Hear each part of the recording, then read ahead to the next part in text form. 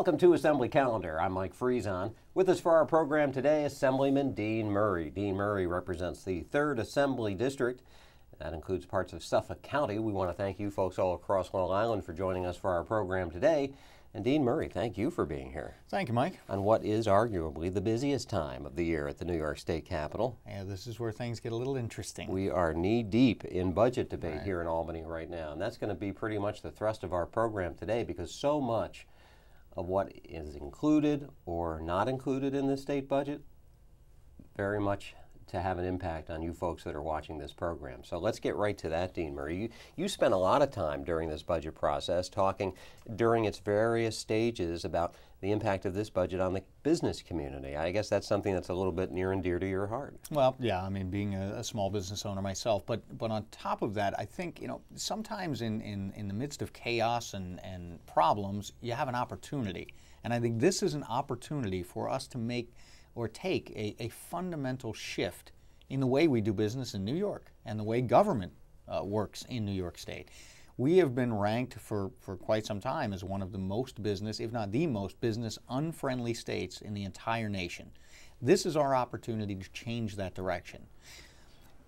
There's that old saying, it's easier to get $1 from a million people than $1 million from one person. Well, if we keep chasing businesses out of the state because of our taxes being too high, the fees being too high, and regulations and mandates and this and that and the other, we keep chasing them away, we're shrinking that pot where we can get a revenue. Let's face it, government makes revenue off of taxes and fees. That's it. So you want to increase the pool. You want to bring more people in. You want to put people to work so that everyone's contributing, so that it hums along a little better. That hasn't been working. This is time for the shift. It's interesting to listen to some of the debates that take place on the Assembly floor, because there's almost a, I'll use the word perception, that if you are pro-business, you are anti-New Yorkers somehow, that you're taking money if you want to encourage businesses and maybe tax them less, and that you're decreasing revenues that could be spent on other things. So it's almost like you're, in those debates, you're pitted against maybe members of the other side of the aisle who just think in a whole different way than you do. It's perception, and it's sad in my opinion, because we are a capitalist country. We are a capitalist state. We should be. We try to teach our children, you work hard, you strive to succeed, you give that extra effort, give everything you have, and you can be successful. And yet, we do everything we can to stifle success in the state of New York when it comes to the business community. Or, if not stifle it, punish it. Congratulations, you finally worked your tail off and you got to the point where you're starting to taste a little bit of success. Now we're going to take it from you. Now, if I'm a business owner and I'm looking for a place to locate, why would I look at New York when they punish success? It just doesn't make sense.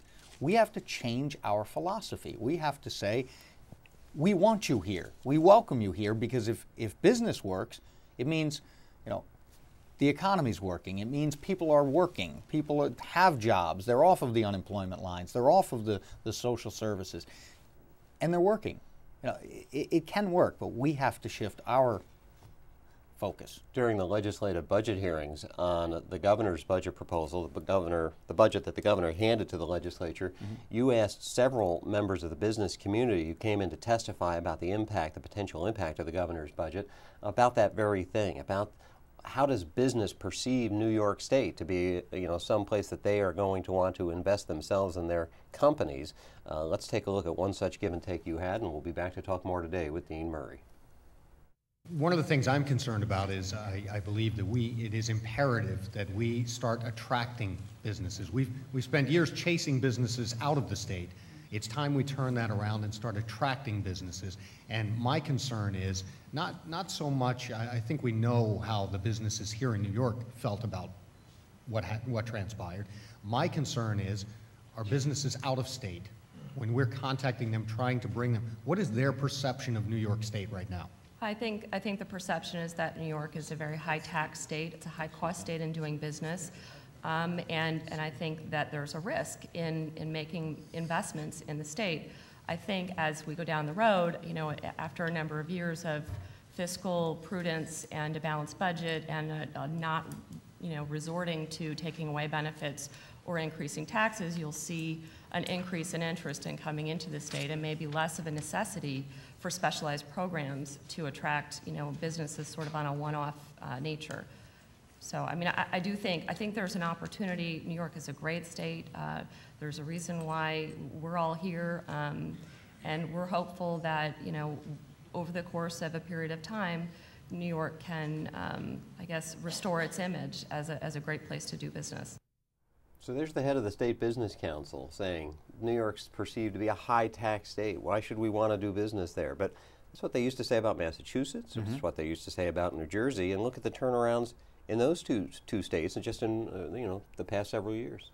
Well, a lot of it is perception, but the timing is now for us to make this effort and to show the business community, not just in New York, but across the country, across the world, that we are going to be more business friendly, that we do want businesses to attract here, and they are not the enemy. We can work together to strive and make a better economy. Arkansas, not exactly thought of as an economic powerhouse or a big industry, they're lowering taxes. Right now in Arkansas, they are lowering taxes by $35 million. And one of the reasons they gave was, we want to attract businesses down here. We're in the market against every other state in the country. We're doing our part to actually lower taxes so that we can, show that we want businesses here. That's the right direction. Right. When we talk about things like imposing the millionaire's tax and things of this nature, that's the wrong direction. We need to stop with the focus on taxes and fees and get a little more creative. Yeah, New York State's revenues certainly are down, and in crisis sometimes comes opportunity. Absolutely. Right? I mean, it's almost like the state's hand is being forced to do something. And the question is, what is the state going to do? And you sort of spoke to that when, to further along the budget process, we moved from those legislative budget hearings. Then each house of the legislature passed its own budget bill. So in effect now you've got on the table the governor's proposal, the Assembly's proposal, and the Senate's proposal. As the Assembly's budget bill was passing, Dean Murray stood up on the floor and spoke again about the impact of this budget, the Assembly's budget, on the business community. Let's take a look and a listen. We do have a very bad business environment. It is not business friendly. And I didn't get that, while the Tax Foundation may say this, I got that because I am a small business owner.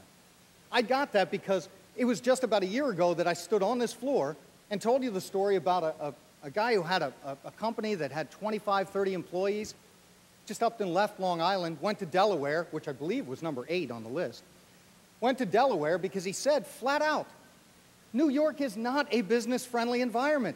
I can't do business here anymore. See, when we talk about the philosophy and which way to go, when we talk about do you have to tax or else, I'd like to take it a different route. How about if we dig deep and we find revenue sources, whether it's legalizing mixed martial arts, that isn't a tax, new revenue sources, or how about becoming a more business-friendly environment? This year, we deferred $970 million in tax benefits that were promised to businesses here. We kicked them back. We said, I know you earned them, but no, we're not going to give them to you. That's not business friendly. Let's shift our focus. Let's become more business friendly. Let's put people to work. We put people to work, guess what? We get them off the unemployment rolls. That lowers our cost. We get them on the payroll. We get payroll taxes. The businesses start succeeding. We generate more business. We can do it that way. It's a fundamental shift. It doesn't have to be tax or else. And this budget, this proposal does not do that. It's taking the wrong direction again. It continues the road of tax and spend. We've got to stop. We've got to do better. We've got to be creative. And for that reason, I'll be voting against this. I urge my colleagues to do the same. Again, the same message from you is keep taxes down. Sure. This is not the time to continue taxing and spending. And I'll give you the example. We had the so-called millionaire's tax, and I say so-called because it started at $200,000, which is a far cry from a millionaire, but this was imposed in 2009, and it was imposed because they said, well, we need this. We're in crisis. We need this. It's to fill a gap and get us out of trouble. So they passed the tax. Now, I wasn't here at the time, but they passed the tax, imposed it, had a sunset date. It ends this year. Over the time period where they imposed that tax, they actually increased spending by $15 billion. It's almost like, they can't help themselves.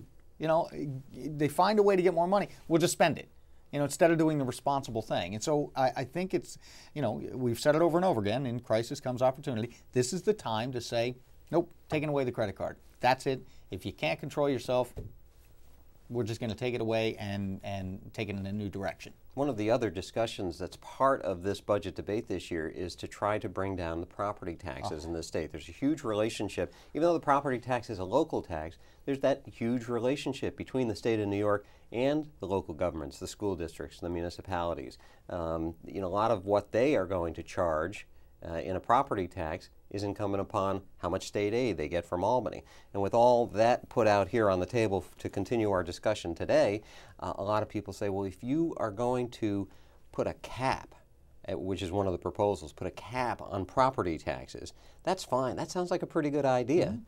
But you're going to need to do something about what's known as mandate relief, right. Changing how New York State says to local governments, to school districts, well, you know what, we got a great idea. Here's something you should do. Now, we're not going to give you the money to do it, right. But we really want you to do that anyway. Right. I mean, one has to go hand in hand with the other. If we're going to impose the tax cap, which I believe we should, if we're going to impose the tax cap, it absolutely must come with mandate relief. And I describe it like this. It's like you go to work and you get a $20 a week raise.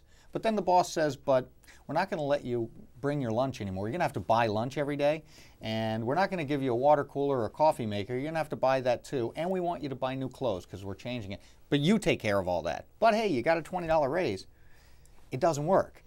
We're saying that to the local municipalities and the school districts and local governments when we say you can only raise the revenue by 2% or 120% of the cost of living. But we're going to continue to tell you you have to do this, that, and the other and find a way to pay for it. Well, it doesn't work. It'll back them into a corner, and that's when we see things like layoffs. That's when we see the schools canceling some of their programs in sports and music and things of this nature. That can't happen. That just can't happen. So it must go hand in hand, but it has to be real mandate relief. The governor put together his mandate relief team and said, we're going to find all these mandates that we'll eliminate. Came out with an 87-page report. There was 87 pages of nothing. I mean, they really have to get back to work and really provide some real mandate relief because that initial report didn't do the job. You think there's a chance that this property tax cap could actually happen in Albany? I do. I actually do, but you've got almost to a person, almost everyone is saying the same thing I am right now, and that is, yes, we'll go ahead and move forward with that, but it absolutely must include mandate relief. So I think if it's not included in the budget, if it does come up, after the budget process is over, I think the two will go hand in hand, and I think it has to. It's almost as if it would just be best for New York State to step back. That old idea of maybe less government is more here. New York State should just do what it's responsible for, and leave the school districts and leave the local governments to their own devices. Well, again, and that's the question of local control, and is the state stepping in too much, but I think we need to take a step back, but we also need to set a foundation and a basic foundation, and then let it happen. And that holds true in what we've been talking about all morning. The business community too. Mm-hmm. Get out of the way, let it operate, let it work. Set the ground rules and set the basics, but then get out of the way. We've become way too much of a nanny state, and I said it over and over again, but we really are. We need to let people, let businesses, let them run themselves. All right, that's going to be our last word for today. If you folks watching want to know how to reach out to your representative, easy thing to do. You get a hold of Dean Murray at his office in Medford, dial 207-0073, or drop an email at murrayd@assembly.state.ny.us. Dean Murray, thank you again for joining us. Thank you folks, too, for spending your time. We'll hope to see you soon for our next edition of Assembly Calendar.